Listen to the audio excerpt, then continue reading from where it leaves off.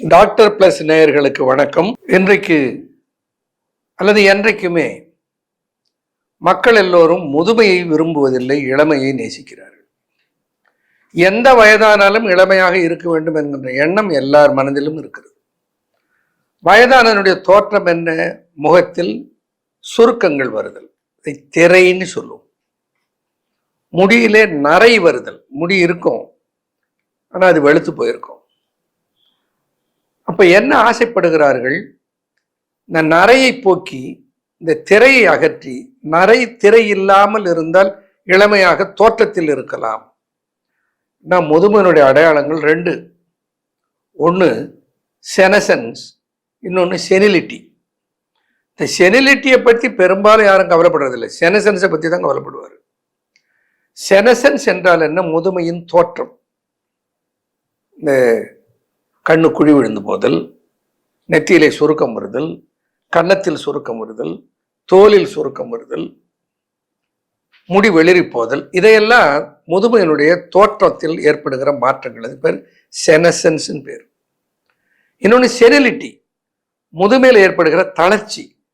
நடக்க முடியல, ரொம்ப நேரம் ஒரு இடத்துல உட்கார்ந்து வேலை செய்ய முடியல, தூக்கம் சரியாக வர மாட்டேங்கிறது, செரிமானம் சரியாக மாட்டேங்கிறது, மலம் சரியாக நீங்க மாட்டேன் என்கிறது. இதெல்லாம் செனிலிட்டி, முதுமையினுடைய தளர்ச்சி.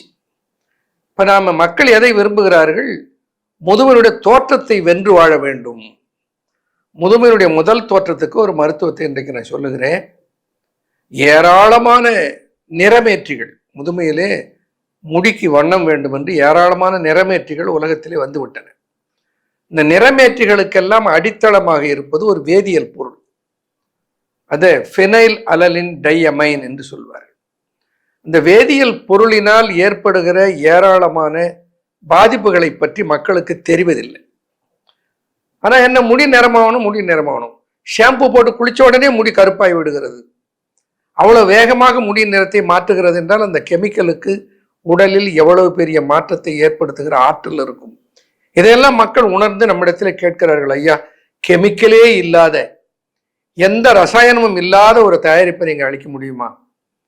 அதற்காகவே எந்த கெமிக்கலும் இல்லாமல் பியோர்லி ஹெர்பல்ஸ் அதை பயன்படுத்தி ஒரு முடிக்கு நிறமேற்றுகிற, அதை தாடிக்கும் பயன்படுத்தலாம், மீசைக்கும் பயன்படுத்தலாம், தலைக்கும் பயன்படுத்தலாம், நெஞ்சு முடிக்கும் பயன்படுத்தலாம். எந்த இடத்தில் இருக்கிற முடியும் நிறம் மாற்றி கருநிறமாக வைத்துக் கொள்வதற்கு. கருப்புன்னா இப்போ ரசாயன நிறமேற்றிகளை போட்டோன்னே கரையேன்னு இருக்கும், கறி மாதிரி. அது முடியினுடைய இயற்கையான நிறம் அல்ல. முடி, தனி முடி எடுத்து பார்த்தால் இயற்கையிலே அது கொஞ்சம் பேல் பிளாக்காக இருக்கும். அது பல முடிகள் சேர்கிற போது அது கருநிறமாக தோணும். இந்த கருப்பு கூட கண்ணங்கரேர் என்று கறி போன்று இருப்பது இல்லை. இப்ப இயற்கையான நிறம், அதை தருவதற்கு என்ன செய்யலாம் என்று யோசித்த போது மூலிகைகளை சித்தர்கள் எப்படி பயன்படுத்தி இருக்கிறார்கள், அதை நீங்கள் எப்படி தயாரித்து பயன்படுத்தலாம். ஒன்று, அந்த தலைக்கு நிறமேற்றுவதற்கு பயன்படுத்துகிற அந்த தயாரிப்புக்கு ஒரு பேர் வைத்துக் கொள்ளலாம். நாம பிளாக் மீ, என்னுடைய தலையை பிளாக் பண்ணு, பிளாக் மீ, கருப்பு பண்ணு. இந்த பிளாக் மீ என்கின்ற தயாரிப்பில் 2 பாகங்களை உருவாக்கி இருக்கிறோம். நீங்க தயாரிங்க, ஒரு பாகத்துக்கு ஒரு பேருக்காக வச்சுக்கோங்க. ஒன்று பிளாக் மீ ஏ, இன்னொன்று பிளாக் மீ பி. இந்த பிளாக் மீ பியில என்னென்ன இருக்க வேண்டும், பிளாக் மீ ஏல என்னென்ன இருக்க வேண்டும். பிளாக் மீ ஏவில் 1 ஆவாரம் பூ, 2 பூவரசு பூ, 3 தாண்டிக்காய் தோல், 4 மருதாணி இலை. இந்த 4 மூலப்பொருட்களும் அடங்கியது பிளாக் மீ ஏ.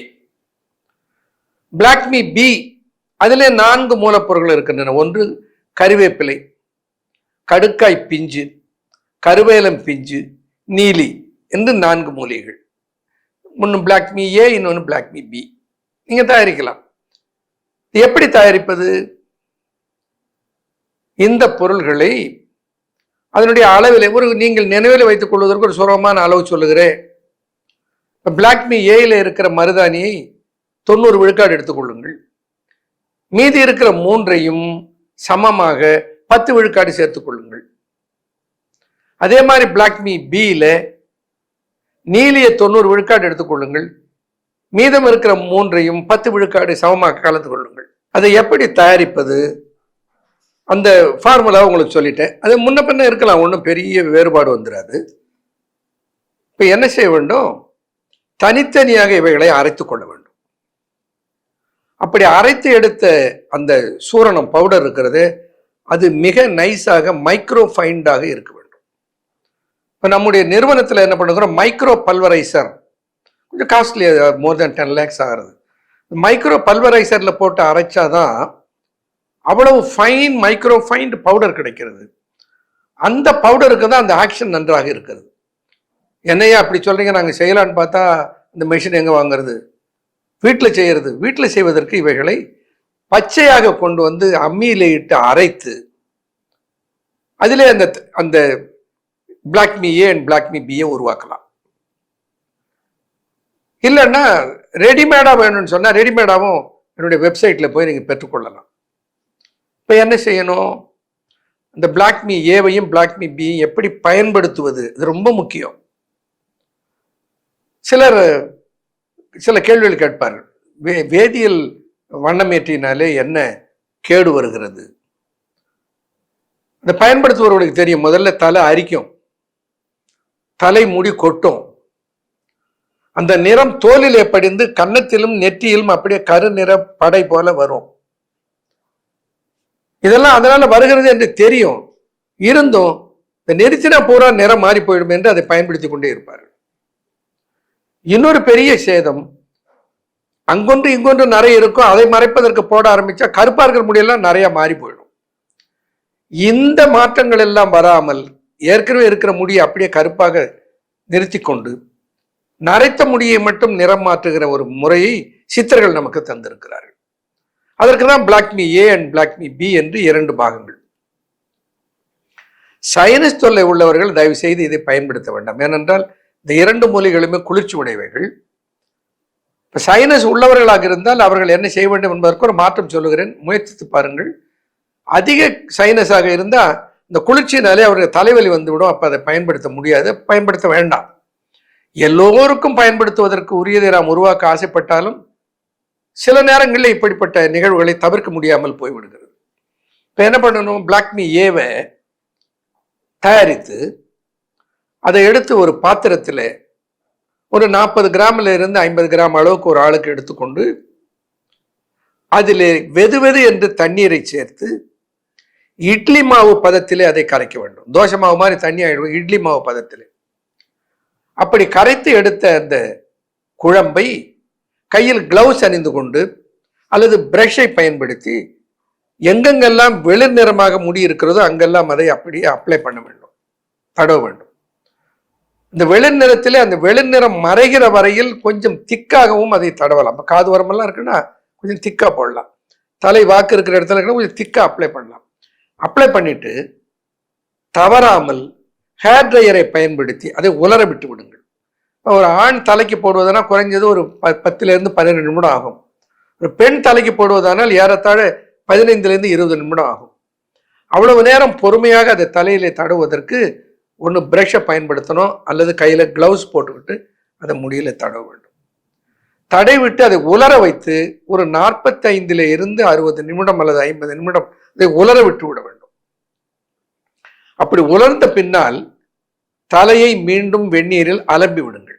கழுவிவிட்டா அந்த தலையில் வெளுத்திருக்கிற முடியில் ஒரு பழுப்பு நிறம் ஏறி இருக்கும். அது செந்நிறமாகவும் இருக்காது, பிரவுன் நிறமாகவும் இருக்காது, அது ஒரு செம்பழுப்பு நிறமாக மாறி இருக்கும். அப்படி மாறிய நிலையில் தலையை நன்றாக அலம்பி விட்ட பிறகு அது மாறிய நிலையில் பிளாக் மீ பியை அதே போல இட்லி மாவு பதத்திலே கரைத்து கொண்டு திரும்ப அந்த எங்கெங்கெல்லாம் வெளிரி இருக்கிறதோ அந்த வெளிரி இப்பொழுது மாறி செம்பழுப்பு நிறமாக மாறி இருக்கிறது இல்லையா, அந்த இடத்துல மேலே அப்ளை பண்ணிவிட்டு அதையும் ஒரு 45லிருந்து 50 நிமிட நேரம் அதை உலர விடுங்கள். அதிகபட்சம் 1 hour விடலாம், ஒரு 45-50 நிமிஷம் இருந்தால் கூட போகும். உலர்த்துவதற்கு ஹேர் ட்ரையரை பயன்படுத்துங்கள். நன்றாக உலர்ந்த பின்னால் அதை திரும்ப இந்த தலையை அலம்பி விடுங்கள். அப்படி அலம்பிட்டு பார்த்தீங்கன்னாக்கா உங்களுடைய முடி கரு என்று இருக்கும், இயற்கையான கரு நிறத்திலே இருக்கும். அப்போ இப்ப நிறைய கேள்விகள் வரும். அது முதல்ல ஒன்று ரெண்டாவது ஒன்று எதுக்குயா ரெண்டையும் ஒன்றா கலந்து பூசிக்கலாமே. அப்படி கலந்து பூசினால் நிறம் ஏறாது. ஏனென்றால் வெண்ணிறத்தில் நீல நிறம் ஒட்டாது. ஒரு பழுப்பு நிறத்தில் நீல நிறம் பதியும். பழுப்பும் நீளமும் சேர்ந்தால் அது கருநிறமாக மாறிவிடும். இது கெமிஸ்ட்ரி. இதை எப்படி சித்தர்கள் கண்டார்கள் என்று தெரியவில்லை. ஆனால் இதை உருவாக்கி இருக்கிறார்கள். முதல்ல பிளாக்மி ஏயை தலையிலே தடவி உலர வைத்து விட்டால் முடி செம்பழுப்பு நிறமாக மாறிய பின்னர் அதில் இரண்டாவதாக இருக்கிற பிளாக்மி பியை தடவினால் அது அப்படியே கருநிறமாக முடி மாறிவிடுகிறது.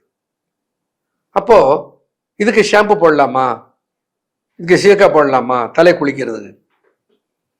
இந்த பிளாக்மி ஏயும் பிளாக்மி பியும் அப்ளை பயன்படுத்துவதற்கு முன்னாடி நீங்க ஷாம்பு போட்டு குளிக்கலாம், அல்லது சீக்கா தேய்ச்சி குளிக்கலாம், அல்லது ஏதோ ஒரு வகையில தலையை சுத்தம் செய்து கொண்டு பிறகு நீங்கள் இதை உபயோகப்படுத்துங்கள்.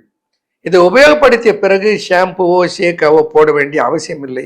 அப்படியே தலைக்கு குளித்து விட்டாலே இந்த முடி நன்றாக சுத்தமாக இருக்கும். ஐயா, இது எவ்வளவு நாளைக்குயா வரும்? நிச்சயமாக 10 நாட்களுக்கு நிறம் மாறாது. சிலருக்கு கூடுதலாக கூட வரும். அது முடி வளரும் வேகத்தை பொறுத்து. ஏன்னா புதிய முடி வருகிற போது வெள்ளையாத்தானே வரும். அப்போ ஒரு மாதத்துக்கு 2 முறையோ அல்லது 3 முறையோ இதை பயன்படுத்த வேண்டி வரலாம்.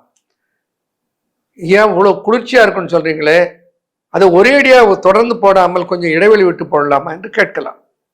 இப்போ பிளாக்மி ஏயை தடை விட்டு அதை உலர வைத்து தலையை அலம்பி விட்டு 24 மணி நேரத்துக்குள்ள ஒரு 12 மணி நேரம் கழித்து அல்லது ஒரு 20 மணி நேரம் கழித்து பிளாக்மி பியை பயன்படுத்தலாம். உதாரணமா இன்றைக்கு நீங்கள் பிளாக்மி ஏயை தடவி இருக்கிறீர்கள், விடுமுறை நாள்னு வைத்துக் கொள்ளுங்கள். வெளியே போக முடியாது, வெளியே போறதுக்கு நல்லா இருக்காது, விடுமுறை நாள்னு வைத்துக் கொள்ளுங்கள்.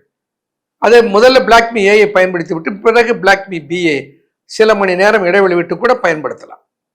உடனே பயன்படுத்த வேண்டும் என்ற அவசியம் இல்லை. உடனே பயன்படுத்தினாலும் தவறில்லை. அந்த முடி இயற்கையாக கருமை நிறத்துக்கு மாறும். அதற்கு பிறகு எண்ணெய் தடவலாமா, அதற்கு பிறகு ஷாம்பு போட்டு குளிக்கலாமா? தாராளமா செய்யலாம். எண்ணெய் தடவலாம், ஷாம்பு போட்டு குளிக்கலாம். அதுல ஒரு கெடுதியும் இல்லை. இப்போ இது ரசாயன வேதியியல் நிறமேற்றிகளை போன்றது அல்ல. நிறமேற்றும், ஆனால் இதற்கென்று சில வரைமுறைகள் இருக்கிறது.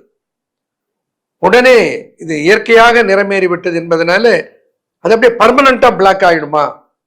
ஆகாது. அந்த நிறம் சில நாட்கள் தலையிலே தங்கும். இது இயற்கையாக இருக்கும். அதுல சைடு எஃபெக்ட் கிடையாது. இருக்கிற கருமுடி வெள்ளையா மாறுறது, நெத்தியில கன்னத்துல எல்லாம் கருமையாக படலம் வருவது, இவைகளெல்லாம் வரவே வர சைடு எஃபெக்டே இருக்காது. ஏன்னா முழுக்க முழுக்க ஹெர்பல், எந்த வேதியியலும் கிடையாது. இப்போ இது நிறமேறுவதற்கு உள்ள நேரம் எடுக்கும். அதான் இயற்கை. சிலர் சொல்லுகிறார்கள் ஹெர்பல் ஹேர் டை என்று நான் பயன்படுத்துகிறேன். போகிற போது எனக்கு ஹெர்பல் ஹேர் டை போட்டு விடுகிறார்கள்.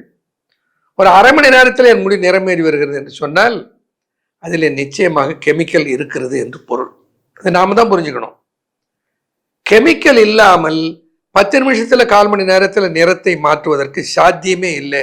இயற்கையான மூலிகைகள் அதற்குரிய நேரத்தை தந்தால்தான் அதிலே நிறம் மாறும். இதிலே புரிஞ்சுக்கலாம் அது இயற்கையா செயற்கையா என்பது. அப்போ தலை, இப்போ நான் சொல்றேன், இப்ப என்னையே உதாரணமா சொல்றேன். இப்ப என்னுடைய தலை,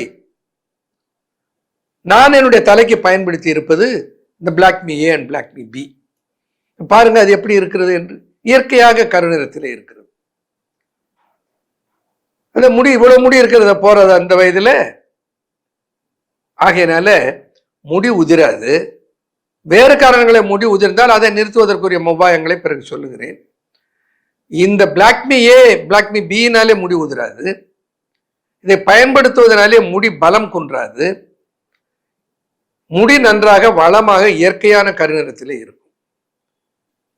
இதை நீங்க பச்சையாக தயாரித்தால் வீட்டிலே அரைத்து நைஸாக அரைத்து பயன்படுத்தலாம். நான் உலர வைத்து தயாரிக்க போனா நிச்சயமா மைக்ரோ பல்வரைசரை கொடுத்துதான் அரைச்சு வாங்க வேண்டியிருக்கும். இப்படி பயன்படுத்தினால் இயற்கையான நிறமேற்றி இயற்கையான கருநிறத்தோடு முடிக்கு பாதகம் இல்லாமல் ஆரோக்கியமாக தலையை வைத்துக் கொள்ளலாம். உறுதி தருகிறேன். அதுல கெமிக்கல் இல்லை என்பதற்கு உத்தரவாதம் அளிக்கிறேன். எந்த காரணத்தை கொண்டு கெமிக்கலை பயன்படுத்தினா சித்தர்களுக்கு அவபேர் உருவாக்குறேன்னு அர்த்தம். சித்தர்கள் எந்த கெமிக்கலையும் பயன்படுத்தவில்லை, மூலிகைகளைத்தான் பயன்படுத்தினார்கள். நானும் முழுக்க முழுக்க 100 விழுக்காடு 100% பியூர்லி ஹெர்பல் ஒரு வண்ணமேற்றியை உருவாக்கி இருக்கிறேன். பயன்படுத்தி பலனடையுங்கள், தயாரித்து பயனடையுங்கள் அல்லது பெற்று பயனடையுங்கள். ஒன்று, இதை எப்படி பயன்படுத்துவது என்கின்ற முறையெல்லாம் என்னுடைய தெரப்பியூட்டிக் இண்டெக்ஸில் இருக்கிறது. பலர் என்ன தவறு செய்கிறார்கள், உடனே என்னுடைய வெப்சைட்ல போய் ஆர்டர் போட்டு வாங்கிவிட்டு பிறகு அதை எப்படி பயன்படுத்துவது என்று கேட்கிறார்கள். அது சரியான அணுகுமுறை இல்லை. எப்பவுமே முதல்ல என்ன செய்யலாம் என்று கேட்டுக்கொண்டு செய்ய வேண்டும். இப்போ ஒரு ஊருக்கு போகணும், பஸ்ஸில் ஏறுறதுக்கு முன்னாடி அந்த பஸ் எந்த ஊருக்கு போகுதுங்கன்னு கேட்டுக்கிட்டு போய் ஏறணும். பஸ்ஸில் ஏறி உட்காந்துக்கிட்டு ஏங்க இது எந்த ஊருக்கு போகுதுன்னு கேட்டா இது எப்படி இருக்கும் பாருங்க. அந்த மாதிரி பலர் இதை வாங்கிவிட்டு எப்படி பயன்படுத்துவது என்று கேட்கிறார்கள். வேடிக்கையாக தான் இருக்கு எனக்கு சில நேரங்களில் சொல்வதற்கு. ஆனால் அதை இந்த தெரப்பியூட்டிக் இண்டெக்ஸ் வெறும் 150 rupees, பெரிய காசு இல்லை. அதை வாங்குவதனால அதிலே பல வகையான உண்மைகள் உங்களுக்கு தெரிய வரும். பல வகை ஒரு 100 டிஃப்ரெண்ட் நோய்களுக்குரிய மருந்துகள் அந்த புத்தகத்தில் போட்டிருக்கிறேன். அதெல்லாம் கிடைக்காது. It's like an encyclopedia. அதை பெற்றுக்கொண்டால் உங்களுக்கு ஐயமே வராது. ஃபோன் பண்ணி சந்தேகம் கேட்க வேண்டிய அவசியம் இல்லை. அதையும் மீறி ஐயம் இருந்தால் நீங்க கேட்டு தெரிந்து கொள்ளுங்கள். தேவையில்லாத குழப்பங்கள் இல்லாமல் இந்த black me A and black me B பயன்படுத்துங்கள். சித்தர்கள் நமக்கு தந்திருக்கிற இயற்கையான வண்ணம் ஏற்றி பயன்படுத்தி நலம் பெறுவோம். நன்றி, வணக்கம்.